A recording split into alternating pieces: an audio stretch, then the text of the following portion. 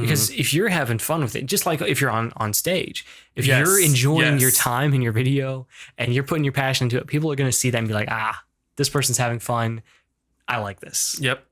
Smiles are infectious. Welcome back to another episode of Successfully Unsigned, your favorite music business podcast. If you're enjoying this show, hit that like and hit that subscribe. It has been a minute since we've had just a normal, regular old episode. And I hate to break it to you, but today's is not going to be quite normal either. Today we're missing one of our three musketeers, Mr. David Overstreet, who was out on some personal business. But we will persevere. DJ Patty G and myself, DShack, will be talking about music videos and if they're important for young emerging artists. Also, what should you expect from your music video and how you can best utilize it to leverage your career in the music industry. As always, let us know in the comments your opinions on these topics and follow, share, subscribe, rate us on your favorite streaming platform, and tell your friends to come listen to Successfully Unsigned. Welcome to Successfully Unsigned. You didn't want to start it? No, I'm horrible at intros, dude. I'm horrible at intros. Ladies and gentlemen, we're starting this episode off bad. I'm mad at Dale. We're beefing. We are? Yes, because... Then why are you in my house? He's making us sit on these stupid bar stools with no back. Y'all, I'm a big boy. Got that buffalo back. I got a big bag, big butt. And he wants me to sit on this tiny little wooden stool for however long we record. It's sturdy enough. We'll be fine. Anyway.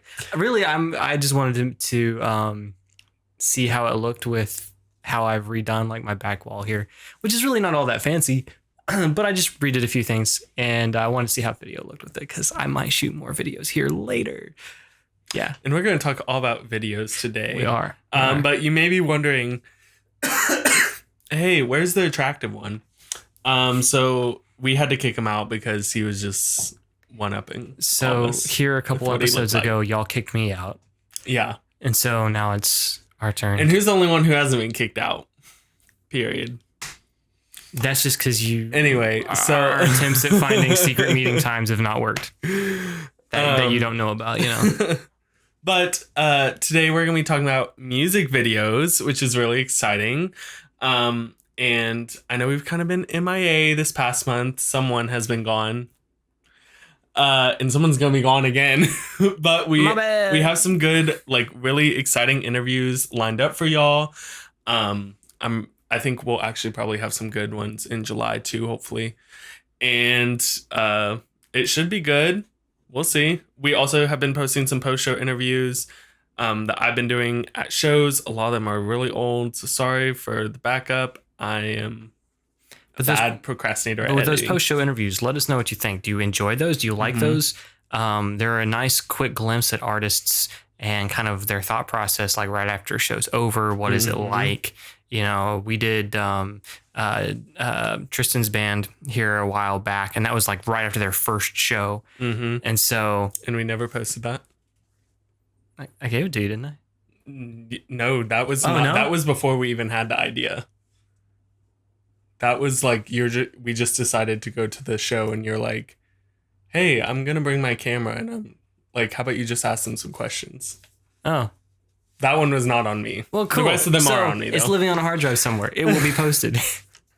I have it. I guess I never gave it to you. I thought I gave it to you. You know what? But that's okay. That one's not on me. That's okay. That one's on you. But this is very weird because I'm not used to staring directly into the camera. You don't have to. We can look this way. That's fine. I don't really want to look at you though, so. I mean, I get it. Like you said, David's the eye candy. But Speaking of candy, we have our show and yell. And I have candy behind the camera. You do? I do, yeah. Where? I have a blue bag. I want some. There's some sour Skittles in there. Of course it is. Yeah. There's another bag on my table in the kitchen too. Of course there is. Okay, are you going first or me? You go first. Okay. Dunker the donut! Okay, so... He told me not to yell, but here I am.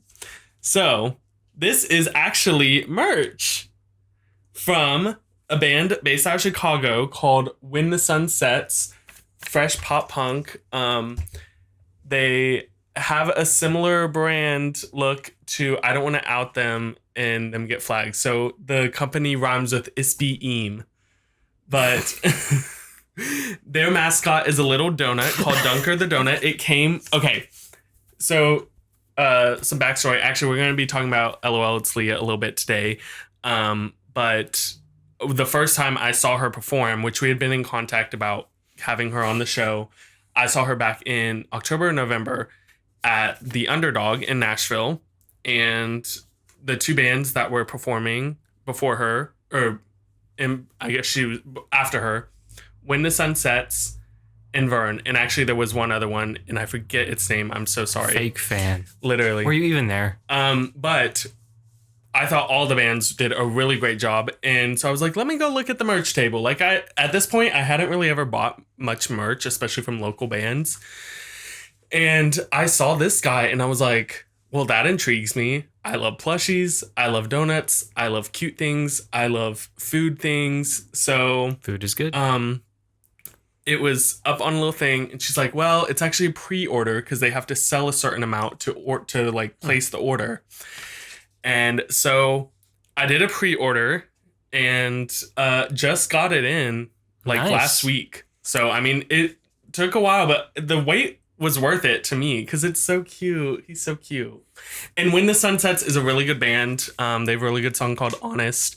And they're actually, by the time this comes out, they're going to be performing this week at Cannery Hall in Nashville. They're going to be back in Nashville. So Nice. this Thursday, June 26th, you can go see them and a few other people performing. But it came with this cute little card that says, hey there, my name is Dunker the Donut. I was created by Instagram graphic designer Ryan Hatfield. Shout out to Ryan. And when the sun sets, to capture both the cuteness and the reality of eating donuts on tour or using comfort foods for closure. Meet your new best friend, and thanks for being a part of the donut crew. Love, When the Sun Sets. I love it. And When the Sun Sets talks a lot about like mental health and stuff like that. So it's really perfect little guy, and he has little sparkles on him. Yeah, he just makes me happy. You want to see the sparkles? Oh. Yeah, okay. Keep I up. assumed you were talking about something with glitter again, because it seems like a lot of your stuff ends up somehow having glitter. So Yeah. I assumed. And usually I would just, well, I guess I can display him. I'm going to display him. You give your item. What? Because usually I display them. Oh, I on got the what you're saying.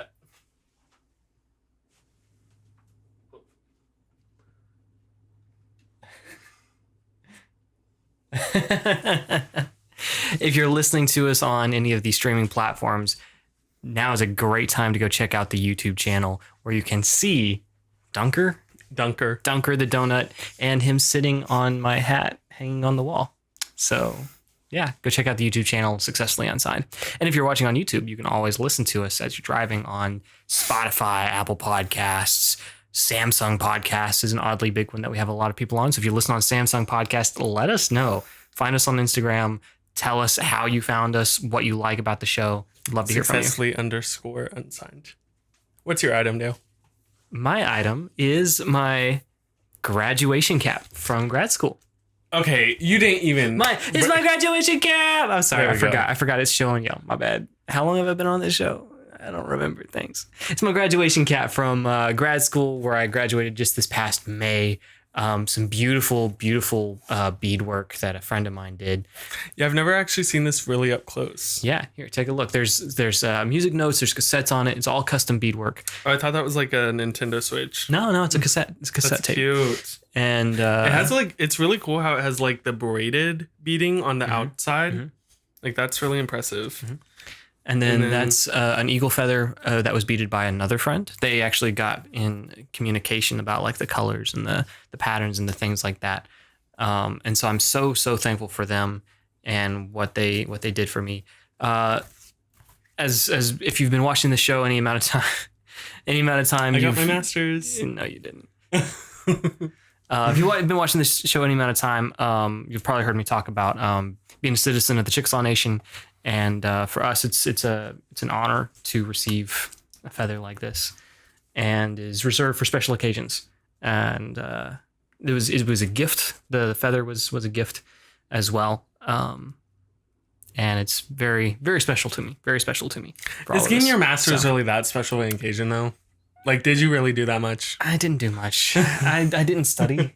Same. But no, actually though, like actually though, they didn't give you like a special cord or special robe. We did. We had hoods. They did. We had a hood. Oh, you did have a hood. We had a hood. Okay. I was good. hoping for the fancy hat, but they gave us a that's hood. doctorate, I think. Yeah. Yeah. Sorry. I was bud. hoping. Wrong one. But they did give us a hood. You can still go get your doctorate. No. What I'm gonna do? I'm gonna get the best doctorate there is. The honorary kind. Yeah, I have that too. No, you don't. No, like I really didn't. Grad school was a lot. It was definitely worth it for me so far. Is saying that only a month out. But there was a lot of work involved. But oddly enough, very little textbook reading. At least for me, some of the guys and gals that were in it read a lot. I did not. I should have. But it was a lot of hands-on time, just doing things. A lot of projects. So, All right. Well, I don't know. I feel so lost without David here. Like we don't have a third person to. he's not show corralling his us to item. get us into that next segment. So, Yeah. It's kind of sad. Rest in peace, David. David, come back.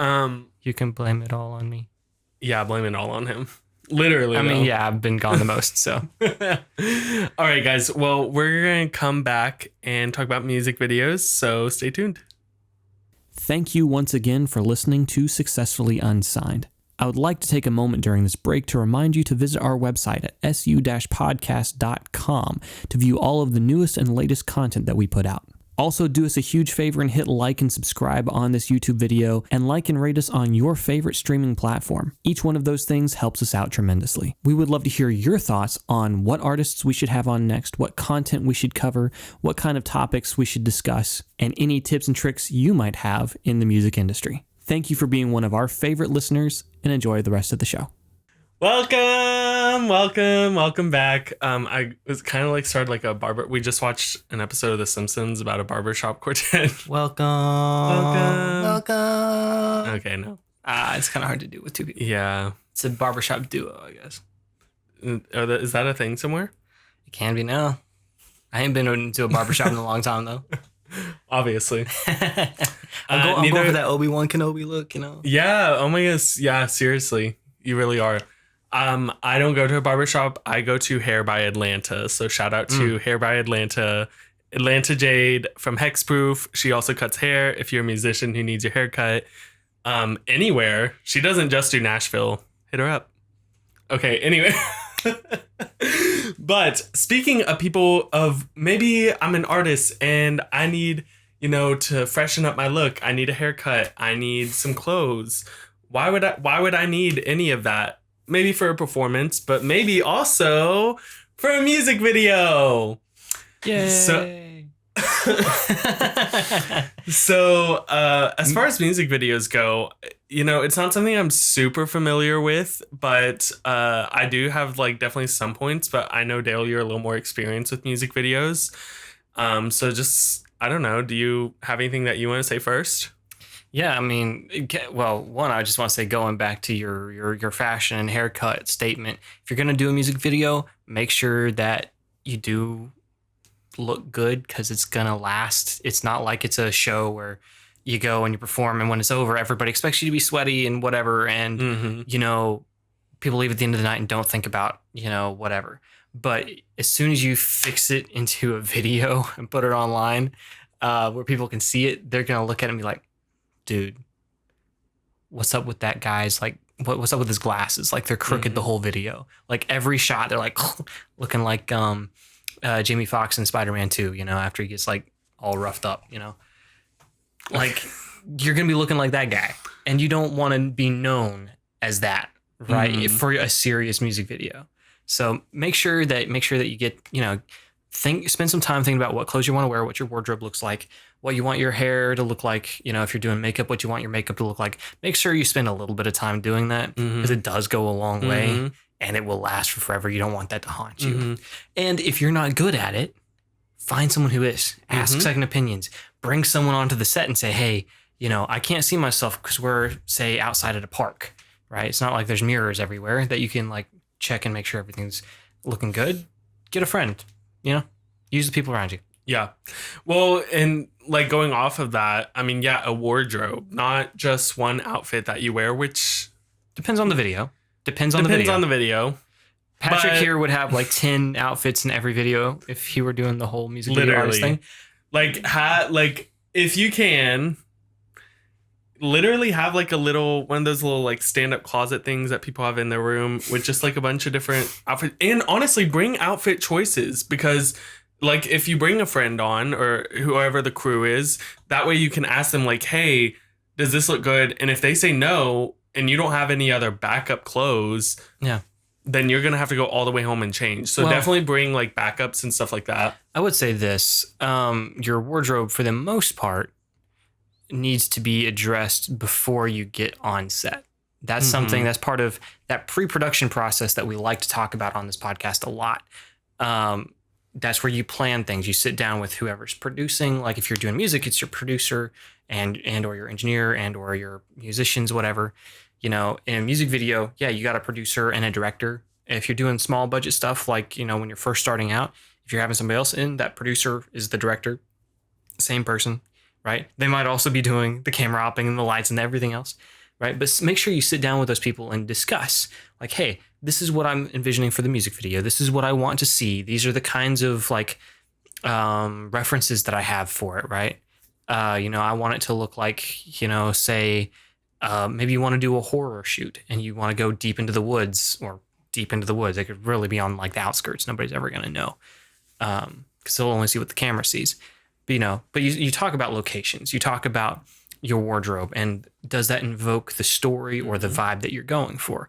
So you want to figure those things out during that pre-production phase. You don't want to get on set and be like, okay, so what are we doing?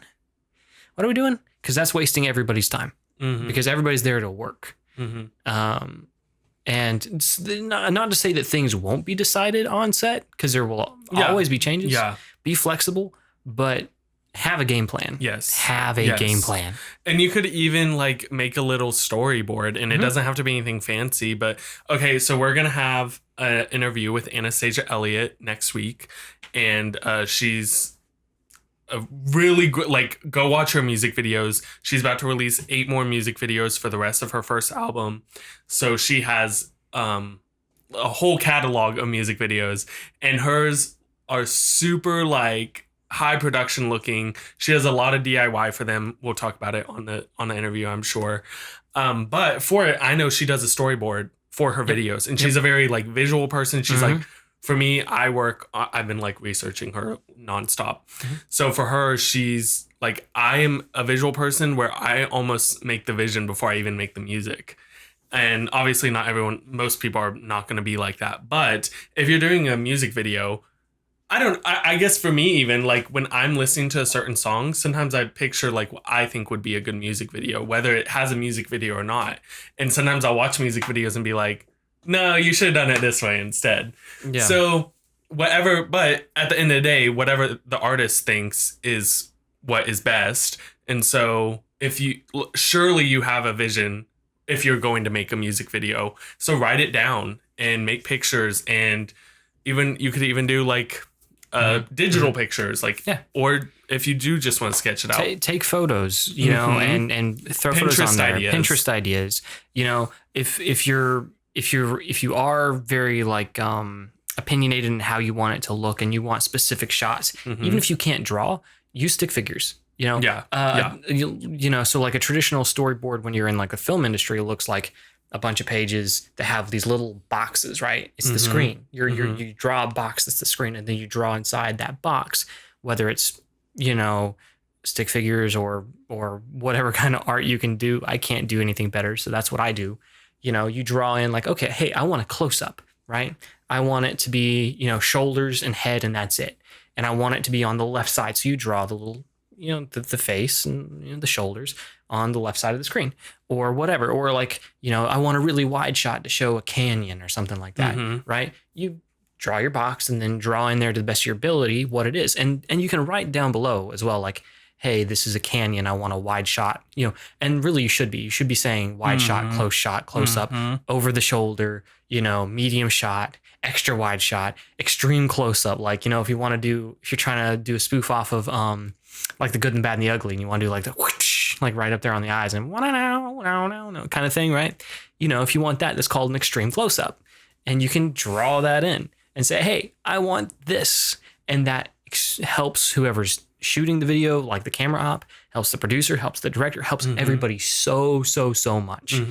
But if you can't draw it or you can't figure it out, and like I want a specific thing, go find that reference. Just like when we're talking about going into recording studios to record your album, find references. Like on one of the last, not the last, but one of the last photo shoots that I was on with our friend Michael, we decided to go take photos in a Waffle House. And I love those photos. They turned out perfectly. And when we were going over there, I told him, yeah, Waffle House up there in the back. Shout out to Waffle House. But I told him, I was like, there's a specific vibe I'm going for. There's a specific look I'm going for. And so I pulled up a photo that reflected that specific thing. And I know, like when we were first kind of getting there, and I'd been talking to him about it for a while. I couldn't find the photo actually until the day of the shoot, which kind of bothered me because I'm like, I wanted to send it to him beforehand. But I found it that day. I'm like, this is the vibe I want. It wasn't the color scheme, but it was the right vibe. Mm-hmm. And so I was able to show him that, and those pictures came out like exactly really good, what I was looking for. Like, very like detective-y, kind of like, drinking the coffee, almost like a old silent film-esque, but with color, So Dale, you have a music video. Yep. So as an artist, I guess I have met certain artists where I've asked them before, like, oh, are you going to do a music video for this? Mm-hmm. And they decide, oh, no, like, we don't really either have the time or the budget or whatever it might be, maybe to get their vision across. Yeah. But then there's other artists who are like, no, I want a music video pretty quickly, or like, I would like to do a music video for this. And obviously you did that with Burn Your Name. Yeah. So can you kind of talk about that process and your decisions behind it and kind of what led up to it? So why did I just ask you that? Like, I'm interviewing you. I know, right? But I mean, those are good questions though, that, and anybody that's going to sit down and going to do a music video, you need to think about why you're doing it. Yeah. I know that sounds like a super simple question to ask and a very podcasty answer. No, it's true. But you need to know why you're doing this. Like, what do you have to say that's more important than other music videos? But beyond that, say you have a whole album, right, that you're releasing. Why are you choosing that song to do a music video? Mm-hmm. Choose a song that you can create a compelling visual story to, because it's a totally different piece of art. It's all art. And if you have 10 songs and you really love 9 of them, yeah, you need to ask yourself, why this song? Why not another song? Like, you might have, and then there could be different reasons, right? It could be the single off the album, like the song you're trying to push. That could be a good way to, release the song first, right? Release the single with the music video and, as a single. That can be an avenue. But maybe you have another song that's very visual in its lyrical description that you can play off of, something you can see. You can see it just with the words. And if you can see it just with the words, then why not go ahead and make it with a video too? Because you already have so much of that already scoped out in your brain. The more work that just comes natural in a music video, the more kinds of shots, the more kind of story that comes natural in a music video because of the song, the easier it's going to be to shoot that thing typically, unless you have some like crazy off the wall, like huge budget thing that you just don't have a budget for. Mm-hmm. And that's something to take into consideration too. If you have a cheap, cheesy, kind of funny, campy song, shoot it on an iPhone. Yeah. Set it up and just do something fun. Yeah. Lean into the aesthetic. But if you need a really big budget for something, make sure you're spending it wisely, and know why you're doing that song. Yeah. Over your other music. One artist I want to talk about that's local Nashville is Dawn, which I'm sure I've talked about them before because I'm obsessed with them. But they have really good music videos. One that they just released, Never Have I Ever. A lot of their shots in the music video is, they just invite a bunch of friends over and they like had a party. In a way, it was like a real party, but then also they were filming it, and their whole aesthetic is like early 2000s sort of deal. Mm-hmm. So they had like this kind of digital look to their camera, and then they had like a bunch of, I don't know if it was Polaroids or film camera or what, but almost this like stop motion sort of look of like during certain parts of the song, it would just flash pictures. And like that's kind of a really good technique that you can use that honestly goes with a lot of aesthetics. I mean, vintage kind of film camera-esque sort of things go with a lot of folk songs, country songs. Yeah. I mean, pretty much any genre you can kind of really work that into. You can. And, you know, know your genre, know your audience. This goes back to what we've been talking about since the beginning.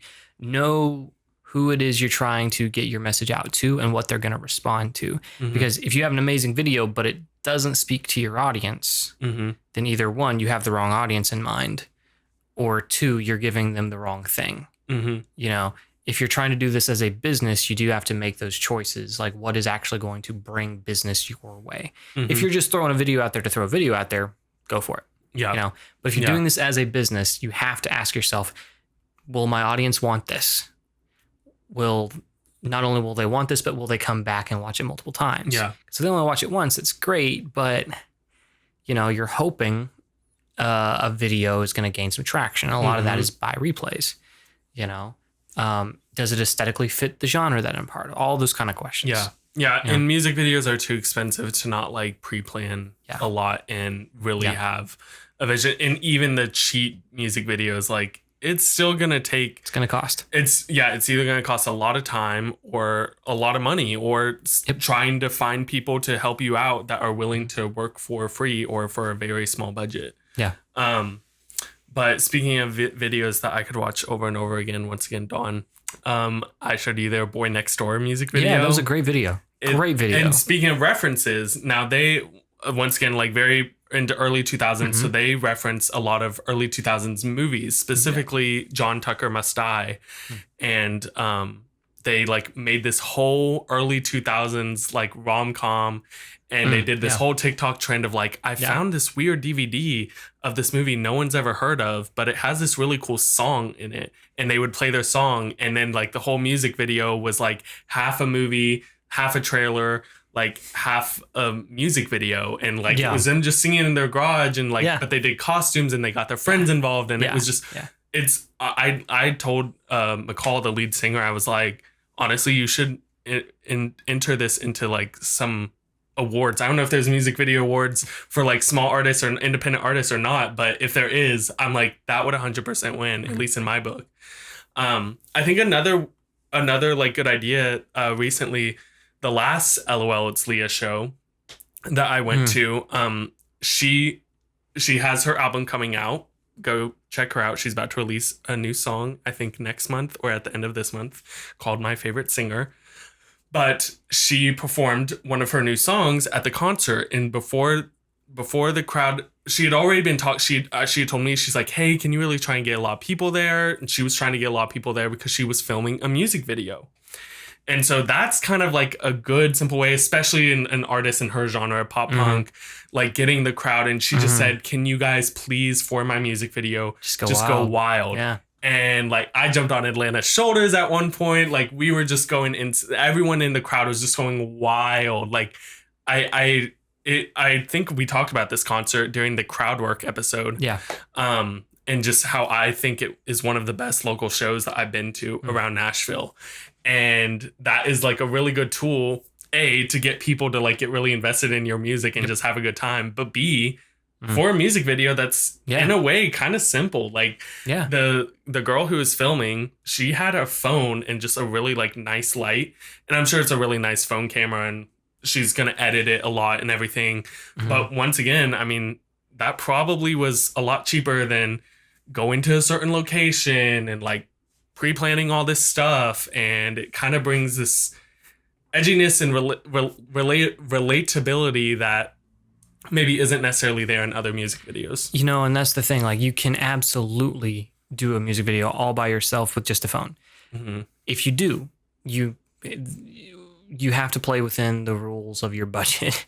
You have to play within the rules of what you're working with, because you can make an amazing video with a phone, but don't try to pretend the phone is the nicest camera in Hollywood. Don't try to make it something it's not. Play with what you have. You know, if you have a really cheap old phone, then make it look like a really cheap old phone, you know, because that's a whole era of time people were making old cheap videos with. So lean into it, you know, play to the strengths of what is at your disposal. Don't try to force something that you have into being something that it's not. And especially nowadays, like there's so many resources just online, like CapCut alone. Yeah. You can do so much editing through that and like filters and stuff and like things that you just couldn't do even 10 years ago. Yeah. And so I feel like music videos can really come a long way from where they were. And, you know, doing it on a budget, which is really important for our audience.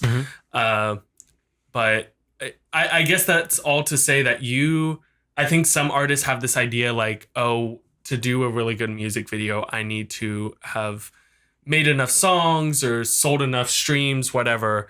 But I don't think that's true. Remember your music video. Remember the purpose of music videos when they first started. It was to promote the music, right? Yeah. So like think about MTV when that was still playing like truly music all the time. What was the purpose of MTV? Yes, it's cool. Yes, there's music videos. Wow, this is a new thing. But ultimately, it was to try to redirect people to go buy the record. You don't have to have that mindset now because you can just go watch music videos on YouTube. You can try to market it as its own thing, which is perfectly fine. It's a valid approach. But don't get lost on the purpose of why we dip into multiple different realms and different social medias and different places of releasing music. The whole purpose of going to a bunch of different places is to get a bigger audience and to get your audience to cross-pollinate with the other things that you've already done, whether it's Spotify over to Instagram or YouTube over to Facebook to TikTok to whatever, right? You know, which also brings me to another point I wanted to bring up. And I know that I've said this before on the podcast. When you make your music video, keep short reels and TikToks and things like that in mind because reusing content is so beneficial and it's so much worth it adds value to the time you're spending on any project. It does, because if you can reuse your content in any kind of way, you are getting literally more value in the time that you're spending with that. So shoot your music video, but then also be thinking about like, okay, can I shoot this in a way that there's nice, pleasing breaks where I can like, oh, here's a clip right here. I can shrink it down to, you know, a vertical video and send it right over to Instagram and TikTok. Boom. You have 2 more posts right there. And if you can do that, if you can do 5, 6, 7, 8, 10 videos, if you can do 10-second videos out of a 3 or 4 minute music video, you've got a ton of content right there that one, you've already been paying for, you know, if you're shooting the video. So, and 2, you know, it's going to have that value of recognition. If somebody sees it here and then they see somewhere else, like, oh, hey, I've seen this before. And it gives them that satisfaction of like, hey, now I can go see the whole thing, right? And then you can post it later on, like, hey, we're about to play a show. And then bam, there's another video. You know, you can post the same video again and say, hey, we're playing a show. You want to see this song? We're playing it live. You know, all that kind of cool stuff can come out of a super simple video or a super high budget video. It doesn't either way that you do it. But if you start thinking about that before you shoot your video, you can make decisions on shots and on cuts and your edits and things like that to make it a little easier to transition over and be a more effective transition. Yeah. Speaking of that, shout out to Atlanta from Hexproof again. They just posted some clips for their new EP, Feelings Deleting. Go listen to it. It's really good. It has my favorite song on there, Stay. They redid Stay. If you're an OG Hexproof fan, you know about it. I think we even maybe talked about it on our interview with them last year. But it's one of my favorite songs. But in it, she used videos. She was telling me some from 2019 that she's like, yeah, this was some promotion shots that we did back then. And now she's doing it, reusing it again just to promote their EP. And I mean, it works really well. 5 years ago. Yeah. Yeah. Yeah. I was like, 2019's, wow, that's just like, no. No. Yeah, that's 5 years ago. Yeah. That also goes to show, archive your stuff. Keep a record of what you have. I was actually just talking this last week with an equipment manufacturer I might be doing some videos with. And they were talking about how they, you know, have have a backlog of footage that they just haven't had time to edit. And some of that stuff goes back a decade or more, 15 years. They're like, it's great footage. We just haven't had time to edit it, you know? And so if you hold on to your stuff, you can always go back. You can always go back. Keep good copies and keep good records. Keep good folder hierarchy. That way you can find it, you know, stuff like that. Super simple things. And that stuff is pretty, you know, folder hierarchy is free. You know, you got to pay for storage, you know, buy some hard drives, but drives me crazy. Yeah, maybe we'll talk about storage and saving files someday, because it's not a fun part of the business, but it's a really important part.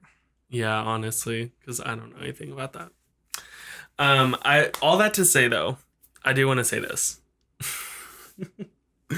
This kind of goes back to when we talked. I don't even know if this episode ever aired, but we've referenced it a bunch because I think it was literally from like our first episode that we never actually aired. But this goes back to episode.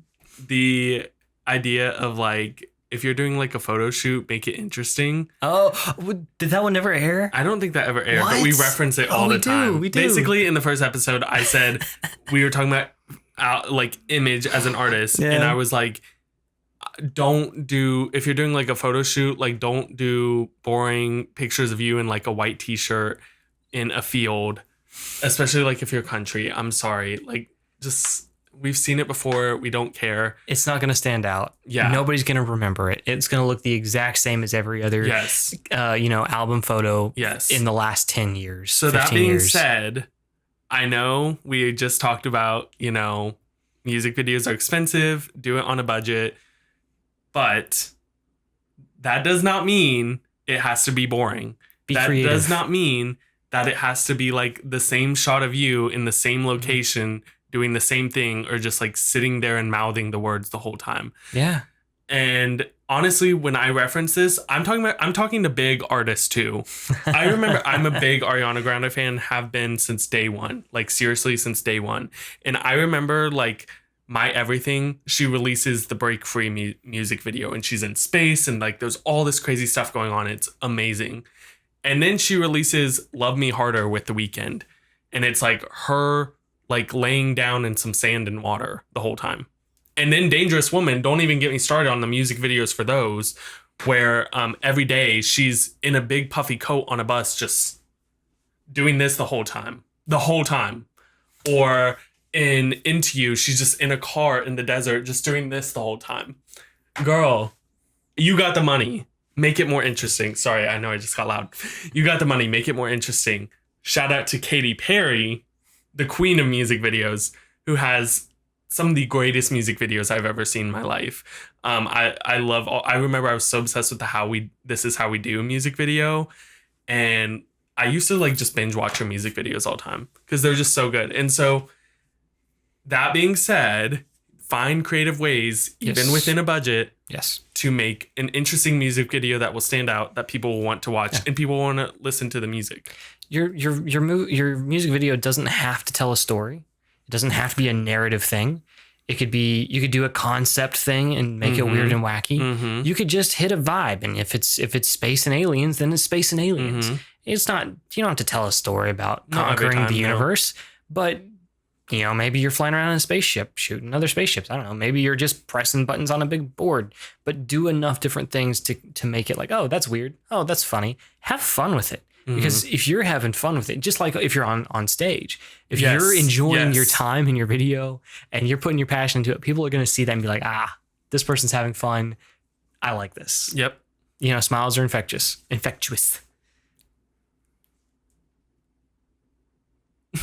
Go watch our YouTube. You won't regret it. Go donate to us. And make sure you follow us on Instagram at successfully_unsigned. Find us online at su-podcast.com. I think it's time for another break, though. Yep. Finally.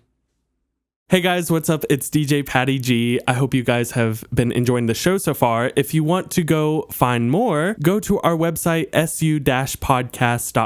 We have lots of cool playlists there, whether it be from artists that we've had on the show or with other independent artists from all over the world. Also, make sure to follow us at successfully_unsigned on all of our platforms, as well as Unsigned Podcast on TikTok you guys will be our best friend if you go rate us 5 stars on all platforms. And if you like and subscribe this video, make sure to keep watching so you can see more of our shenanigans and other tomfoolery. Thanks, guys. We just talked all about music videos, but now we're going to talk about music. Shockingly, we've never done that on this podcast before. Is this a music podcast? No. It's a music business podcast, and we're about to drop some business stuff on you. Okay, so the soul-sucking, money-hungry CEO of Spotify, Daniel Ek, E-K, Ek, tweeted out, I think a couple weeks ago, "Today, with the cost of creating content being close to zero, people can share an incredible amount of content. This has sparked my curiosity about the concept of long shelf life versus short shelf life. While much of what we see and hear quickly becomes obsolete, there are timeless ideas or even pieces of music that can remain relevant for decades or even centuries. For example, we're witnessing a resurgence of stoicism with many of Marcus... I don't know who this person is. Aurelius's insights still resonating thousands of years later. This makes me wonder, what are the most unintuitive yet enduring ideas that aren't frequently discussed today but might have long shelf life? Also, what are we creating now that will still be valued and discussed hundreds of thousands of years from today?" I'll tell you what will still be valued hundreds and thousands of years from today: music. Why is that? Not content, music. But content is a branch off from music. So to say this is like, it's not like, oh, they're just doing a TikTok dance. But even so, that song, it may be a really special, important song that's going to last generations. And so on top of all that too, Spotify just raised their prices again, which I actually saw something that said we should actually be paying more for Spotify. But I think it's probably that, I will be honest, I did not read the article. But my guess is what they're saying is we probably should be paying more for it because that way the artists get paid more. But I don't think that's really what it's about. So there's a couple thoughts in all of that. One, you're absolutely right. Content. If you're an artist out there, what are you making? Let me ask you that. What are you making? Hit the comments. Purely from music and content creation. Yes. So tell us in our comments, what are you making? Are you making content or are you making music? Are you a content creator or are you an artist? We want to know. Because artists make art. Music is art. Content is a whole nother thing, which is okay, and it's related. It's absolutely related. But if you're an artist trying to make music, your goal is not to make content. Your goal is not like, hey, I just want to make content. Because how many times on this podcast have we talked about how artists don't really want to make content typically? Yeah, we just had a whole episode about social media. Go watch it. Go watch that episode because it's absolutely true. Like, I know myself as an artist, the artist side of me doesn't really want to make content about my songs. I want to make the song. To me, the end goal is the song. I have to do the other things to help promote the song. And, that's the world that we live in now, that you also have to be a content creator to market it. But my goal is not to make content. I don't want to be a social media influencer. I want to make music. I want to make that art, and so labeling it as content became a big controversy. I can see where people are coming from when it comes to that. Like, well, it's just so frustrating to hear that from the CEO of a company that is notorious for not paying artists well. And I am saying that as a huge hypocrite because literally today I spent so much time making playlists on Spotify, and I literally have tons of playlists on Spotify because I'll be honest, I love Spotify and its features, but I do agree they don't pay their artists. So if you don't use Spotify, don't use it. And I probably should switch over at some point. Go to Tidal. Yeah. If you are trying to what's the word I'm looking for? Support artists. Tidal is one of the better ones. Yeah, and the quality is better, right? Yes, you can stream it full CD quality. It's not compressed audio. I think Spotify uses a compression called Ogg Vorbis, which is kind of a weird one, which is actually free. Which is part of the reason why they use it, because it's an open source. They don't have to pay for the compression. algorithms. Which once again shows how greedy this man is. It goes back into it. I was trying to find. Shout out to Josh from A Conundrum, because he uses Tidal. Does he always posts on his stories? Yeah, songs from Tidal. Also, shout out Trisha Paytas, because she pays for all her music on iTunes. I'm like, that is period. That's Do you know hardcore. who Trisha Paytas is? I've heard you talk about her, but I don't think I've met her. This man ain't chronically online. I'm not. I really don't spend that much time online. I was trying to find a particular group that was also talking about something I've really heard nowhere else. They were filing a lawsuit against Spotify because of, or not filing. They might have been following a lawsuit actually on the last post I saw, but they were sending out like cease and desists and stuff like that to Spotify because of the changing of packages and how people pay for Spotify changing from like, hey, this is a streaming subscription to this is a I forget what the word they used. I don't think the word they used was content, but it might have been. And I can't remember the name of the group that was talking about it, but they were calling for kind of a boycott of Spotify because they were lumping in Spotify's tier changes. They were lumping in music with their podcasts and things like that, which like service level seems like, oh, that's okay. But what that's doing is it's changing what they have to pay artists, and means they pay artists even less because it's no longer just a music streaming platform that you're paying for. You're paying for all of this. Mm-hmm. And so how they did their wording and working meant less payment for artists, which was a big kind of like, that doesn't seem right.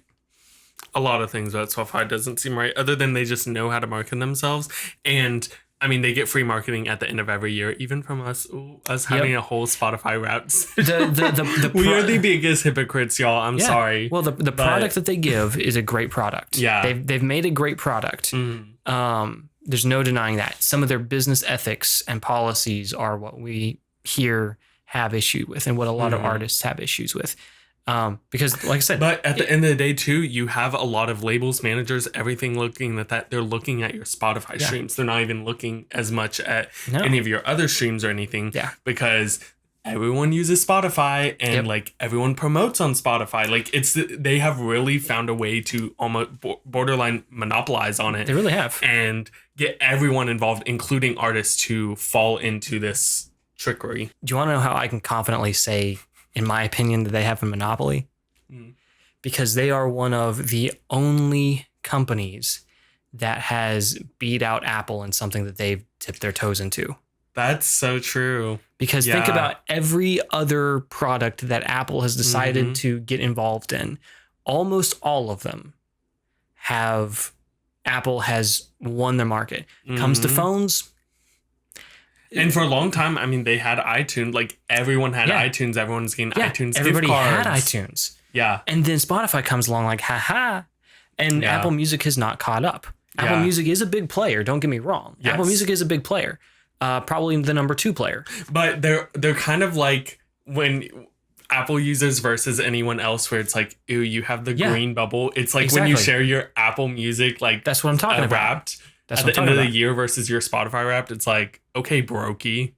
Like, if it comes to Apple versus Android, boo, Android. Android's where it's at. I'm just saying, if you're an artist, get on Android. Sponsor us, Apple. Sponsor us, Steve Jobs. Anyway, nobody thinks twice of people talking about Spotify over Apple Music. And I guess like the same could be also said about like Apple TV. Apple TV is not that big. Yeah. I mean, it is a player, but I wouldn't say that. I mean, I guess maybe Netflix, but even they have gotten a lot of flack lately because their prices are ridiculous. Yeah. Like, I would not say there's as much of a like monopoly of television as there is on music. Exactly. So all that being said, though, I've got another wrench to throw in this whole debate. Something I've only found out just a few minutes before we got on this episode, on this segment. What do you think about these two things when it comes to the Spotify executive, specifically Daniel Ek, the CEO. One, he has not taken a salary for Spotify since 2017. What do you mean? He's not drawn any salary for his CEO-ship of Spotify since 2017. So he ain't collecting a check? He's not collecting a check. Okay. So what are your thoughts on that? So what, he's like putting it all back into the business? I'm confused. He's just simply not paying himself as a CEO. He's who pays your paycheck? But also managers and whatever. But who pays the manager? The manager does. I just saw something where he like just let go a bunch of people like around Christmas. Like I think it was. Ooh, hold on. This is from Metal Injection, by the way. So sorry if this is inaccurate.